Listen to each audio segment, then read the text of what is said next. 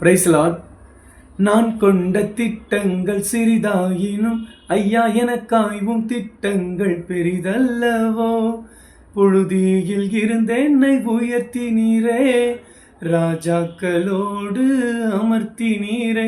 உந்தன் கிருபைகளை எண்ணி நான் பாடுவேன், உந்தன் மகிமைதனை தினம் நான் ருசிப்பேன். பிரியமானவர்களே, பைபிளில் ஒரு வசனம் எழுதப்பட்டிருக்கு. 1 சாமுவேல் 2ஆம் அதிகாரம் 8ஆம் வசனம். அவர் சிறியவனை புழுதியிலிருந்து எடுத்து எளியவனை குப்பையிலிருந்து உயர்த்துகிறார். அவர்களை பிரபுக்களுடைய உட்காரவும் மகிமையுள்ள சிங்காசனத்தை சுதந்தரிக்கவும் பண்ணுகிறார். பைபிள்ல ஆண்டவராகிய இயேசு எஸ்தர் என்ற தாய் தகப்பன் இல்லாத பெண்ணை அவர் ராஜாத்தியாக தேசத்தில அமர்த்தினாருங்க.